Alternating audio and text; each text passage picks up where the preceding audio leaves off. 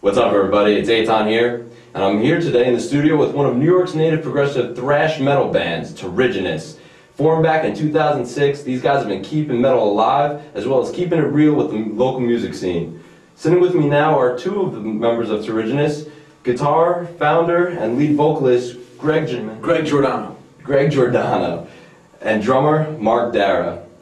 So, what's up, guys? How you guys doing? What's going on, man? Thank you for coming down and doing this. It's my pleasure. It's awesome to be here sitting with you guys. Well, First off, Greg, I'd like to know a little bit about your musical history. When did you start playing music? When did you start writing? When did you start liking metal? I started liking metal when I was 11. I still remember the day. I started playing when I was 14. I'd been listening to so much metal, and I was like, I really like singing. I'd like to play a little rhythm guitar too. Started playing more and more guitar like crazy. I had my first band by the time I was 15 or 16. I think by the time I had my first band, I already had 6 songs written or something like that. I've always, it just kind of like comes out of me. It's like nothing I can do about it. I just have to write music. And then about 10 years later is when I started looking for a drummer to start Turrigenous, and I found him. So yeah, that's you. Mark. that's me, man. Yes. When did you start playing the drums? I started playing the drums 8 or 9 years old, I guess. My father was a bass player, my mother was a singer. They had a cover band that played like the local scene. Then you'd go and there'd be, bands in every bar. Now it's, DJs, and it's gone to the non-musical genre, shall we say. But yeah, so I started playing drums. I saw Carl Palmer was actually the guy that did it for me. My parents took me to see Asia at Forest Hills, Queens, at the tennis courts over there, and the solo this man did was like subhuman. So that was it, And then progressively playing with my dad, doing Beatles, Clapton, stuff like that. Always listening to metal. Obviously first Kiss and Judas Priest, and I didn't really get into like the hard rock stuff of the 70s until later. I went right for Iron Maiden, and once Slayer and Anthrax came, that was pretty much, once I found the doobly bass on the drum kit, that was pretty much it. So, and then did some cover tribute bands, stuff like that. Played in some original stuff. And then when I met Greg, I pretty much was not really looking to be in a band. I didn't really want to make the commitment. I'd done it for a long time, and then we met, and here I am, almost 5 years later. So yeah, let's talk a little bit about that. First between 2001 and 2005, Greg, you wrote a few albums, Subterranean Sweatshop, Turrigenous, and Bastard Songs, that were all released prior to you and Mark even meeting, right? So, how did you guys meet and become Turrigenous? Well, Subterranean Sweatshop was a band that I had done in college with my band Evolution at the time. So I had all this, I had a shitload of material done, and it was that CD, Bastard Songs, which was a couple of brand new stuff, a couple songs I had played with Evolution, and my friend Justin and I, who is practically the 5th member of Turrigenous, we wouldn't be able to do anything without him. He's amazing. Billy Preston of Turrigenous. So we were hanging out. We walked into a music store, and he was like, "Hey man, why don't you give him a CD?" And I'm like, I don't know. It's like, yeah, maybe there's a drummer in here that can play this stuff and is interested.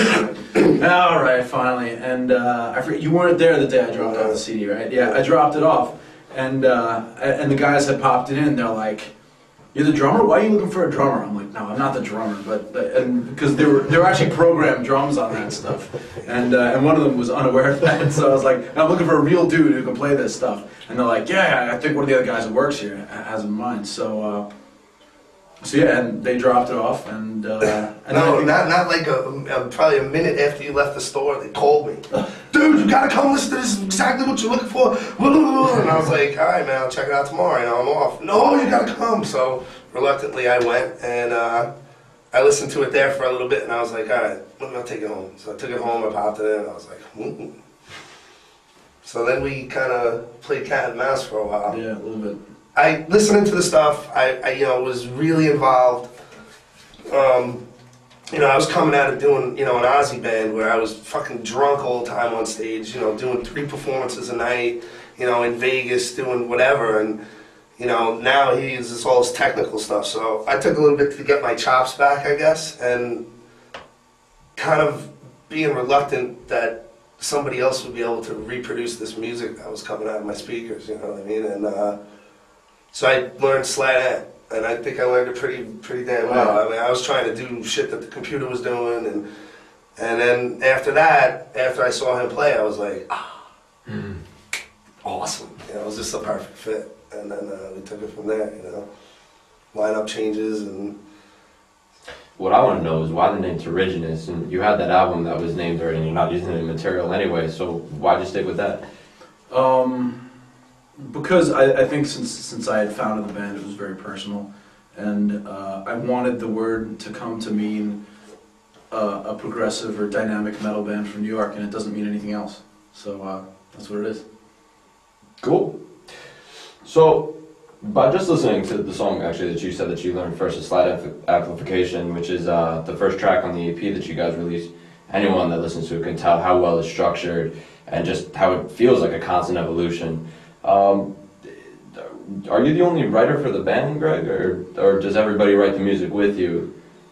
I write everything. I mean, I write a ton of guitar riffs and the melodies and chord structure. A lot of times I'll have a skeleton of a song or an idea. Like the most recent thing we've been working on is a theme album. And I wrote all the lyrics to that and most of the chord structure and guitar riffs. And then I take it to the band and we go from there. We all arrange it and get it going. With the most recent addition of the band, John Vulo, the other guitar player. Actually, I'm sorry, he's not the most recent addition, but the most recent addition is a not as recent addition. We'll get to that. But when John joined the band, he was really into theory in the way that I am, and we both grew together and have ended up writing a couple things like chord progression, melody-wise together. So and then a lot of times as I'm writing stuff, I think about the rest of the band too. I'm like, all right, I know Mark would do something sick over this. I don't know what he would do, but I know he's going to know exactly what to do. And then similarly with John, sometimes I'm like, this is something that I think John's going to be like, yeah. And if I think I like it, John likes it, Mark likes it, then and then our newest and oldest bassist Tony, not our first bass player, but yeah. And then I feel like it's something I can bring to the band. Everyone can work with it, and then we can go. So hopefully that's a pretty good explanation. Right? That's the process about. Pretty much. He pretty much comes in with it pretty much ready to go, and then it's just, you know, a little stop here, or, you know, just how we build it dynamically and stuff. I think that's, you know, something that, you know, this band has a lot of is dynamics. It's not all, you know, throwing it in your face and stuff like that. But, you know, I think it gives it some emotion, you know, the music, which I think some of the new metal kind of lacks now. Not to knock anything. I mean, I like a lot of that stuff, but, you know, it's like when we met, I said to him, you know, listen, if it's Cookie Monster vocals and blast beats, I don't want nothing to do with it. The way I figure it is, I mean, the nice thing about being a metal band is generally music, you get to be lumped in the genre of your heaviest element. So if you have like a couple like raunchy guitar parts, a couple of hard chords, doesn't matter if you do like mellow jazz all the time, you're a rock band. It's your heaviest element, because I guess that scares people away. That's like the limit of how heavy you are. So I figure, hell, we're a metal band. That means we can do any fucking thing we want. So we can make the music as heavy as we want, and there's purpose for that. I mean, there's a reason people like stuff that's really heavy, because it speaks to human emotion. It's part of, you know, the human experience. And I feel like if we use everything we possibly can, from the heaviest, you know, dirtiest growling vocals, insane music, and then to the prettiest thing we could possibly make, we can like weave a story in that, and that's why I like to call our genre dynamic metal, because we try to take it, you know, as far back and forth as we possibly can, while still having a coherent band, where it's still, everything you hear should sound like Turrigenous still, you know. When you guys were releasing a Slide Amplification, what made you decide just to put 3 songs on the EP, and why not release a full-length album? You want to take that one? Sure. Really, basically, our goal was to, you know, put out the best possible product we could, and, you know, funding it ourselves. We could have done 10 songs, and they wouldn't have been at that quality and that level. We take everything very seriously, from our instruments and how technical we are, and learning the theory, and being on to practice on time and stuff. It's got that professional vibe to it. Yeah, we have a good time, but we put our heads down. We practice a lot. Because every time we go out, we want to give it our all. So that was kind of like the idea behind the CD. Let's put out something as professional as we could. We've gotten comments too on the press kit and stuff, and on how professional it looks, and we didn't want to send somebody something in an envelope with Sharpie on it or something. So plus we give people something to wait for, right? Yeah. Well, something else is coming now, Yeah. So you were just saying just a minute ago how you call yourself dynamic metal, that you could span across all these different genres basically, and still be a core metal band. And you really show this with your song Penance, which was released, I wouldn't exactly say, it was most recently released on MySpace. Yeah. What are some things that you've heard from the public? Have you performed that live? You were doing an acoustic set. What are some of the responses that you got from that? It's interesting. We get some people who, depending on the show we play, there might be some people who are in a different style of band, or some people who are friends of others that wouldn't necessarily go to a metal show, and they come up to us and like, hey, that one song, that last one you did, or the third one, that was really great. I'm not so big on the metal stuff. And I'm like, well, you know what, that's still cool. Like, if they can find something they like. Well, yeah, we've also done, a couple performances where we've done, this upcoming record, Dream of the Resonance, full in its entirety. And I think when you look at the album as a whole and you listen to it, and you start listening to the lyrics and stuff, you kind of, when you get to Penance, it's time for something like that. You know what I mean? So it's kind of like a musical, I guess a chart wave, or a wave chart or whatever. But the one thing I could say about us playing out and doing a lot of shows, which we've done, 2008 we did like almost 50 shows. So the weird thing is that people classify us, or have trouble classifying us. And when I first started hearing that, I was like, whatever. And then after some shows and stuff, there's some nights I come off stage and I'm like, man, we sound like Cannibal Corpse, man, like the heaviest thing ever, And then like another night it'll be like, dude, I feel like Barry Manilow, like what's going on? So, but I think that's all part of what we do, and if people get it, great, So. Well, you guys are based right here in New York. And Long Island is known for being such a big melting pot of all these different genres of music, and I was talking to a friend the other day about this, and he said that he admitted that he was feeling that both punk and metal were both styles, especially on Long Island, that were slowly fading away, and there's more and more pop bands coming out, or other bands that just incorporate this like kind of poppy sound to it. How have you seen the music scene change over the past decade? Since we've been playing as a band, so the past 4 years or so, we've seen it slow down a little bit. Before that, I hadn't really been playing much since like late 90s, early 2000s, and that wasn't much in this area. But one thing I can say is that, like, looking back on it, the local New York scene has always been rough. If you think about, especially metal, if you think about all the metal bands you can name, there are some great ones. Anthrax, Overkill, Typo, Biohazard. Yeah, there are some great ones, but then you pick some other areas of the country that have as big a city as New York, and you're listing 30 bands without thinking about it. So rock and metal I think has always been tough in New York. Maybe I think it's been more forgiving to punk. Yeah, I think it's also tough to get it like out of New York. When Peter died, from Typo, God rest his soul. Or the devil, or whatever you want to say, but there's people in California that don't know who he is, and that Bloody Kisses record sold a shitload of copies, so I don't know, I think it's, America's a little weird with metal, but then on the other hand, you got a band like Lamb of God that, kind of picked up where Pantera left off as far as popularity, and they're doing stadiums and stuff. But a lot of the metal bands don't get to do that unless they go to Europe. You know, so it's a weird scene, but you know, I think it's workable. You know. So I was gonna ask, how do you guys find it as a band, being part of that scene? Yeah, it's rough. I mean, it's rough. One of the things, there are a lot of bands we played with that are very cool, support, you know, stay the whole night, do that kind of thing. But then there's some bands who, and I've told a lot of people this story. There's one band we played recently, a show in New York City, and they're like, you know, I come up to congratulate them afterwards. I'm like, there's a really cool stuff. They were a cover band. They played there's some stuff I really liked.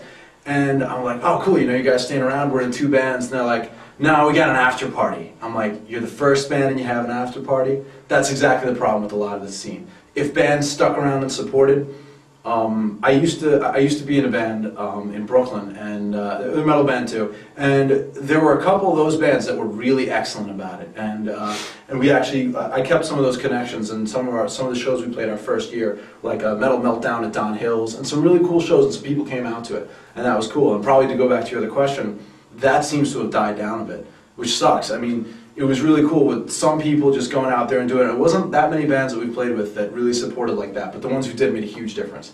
And we just wish we could see more of that.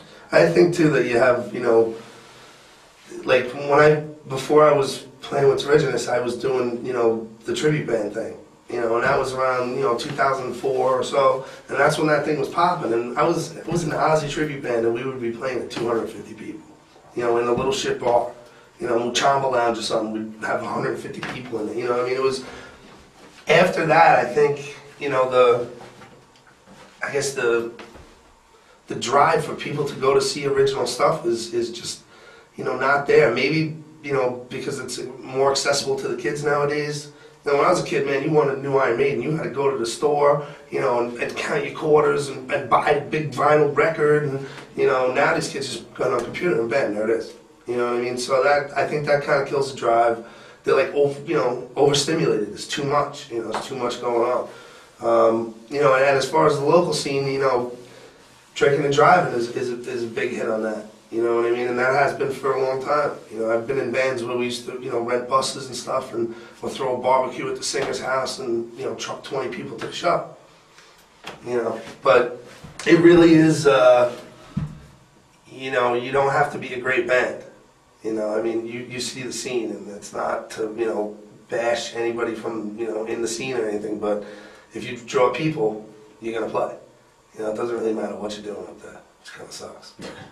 And to all the big clubs, the pay to play sucks, man. Oh, yeah. You know, like the local bands are paying to, you know, so whoever band from the 80s can be paid at the Donkey or wherever it is. And it sucks. You know what I mean? It sucks.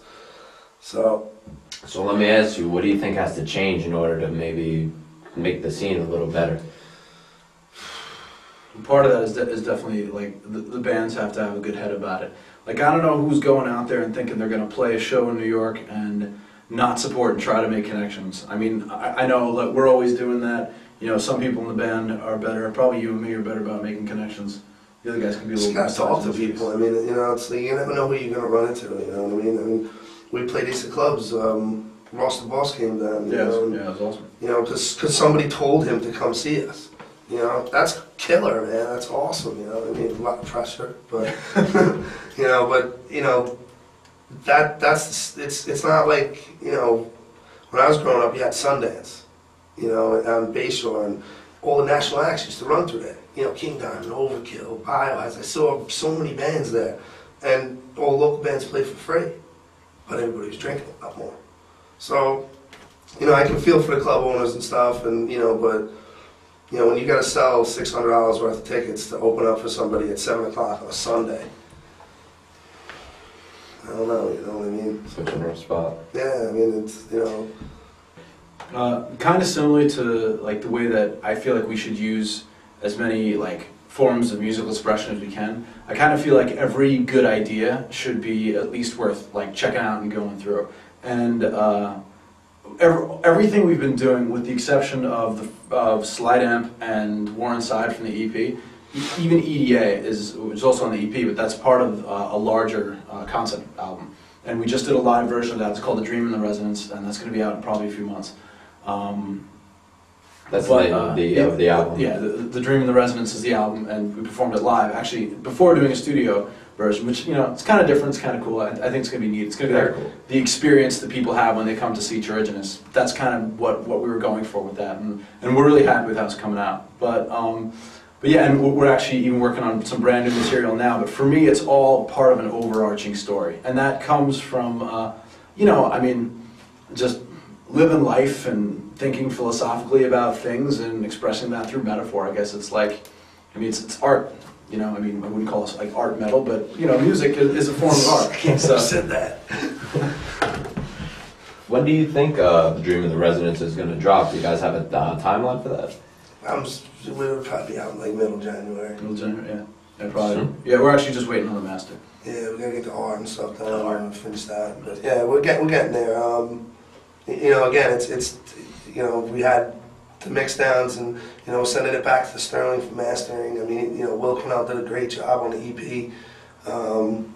So I mean, you know, again, the best product we can. You know what I mean? And you know, hopefully we'll get the good reviews like we did for the EP. You know what I mean? I know Patrick Prince is waiting on it. You know what I mean? He you know, voted us best metal band 2008, which was awesome.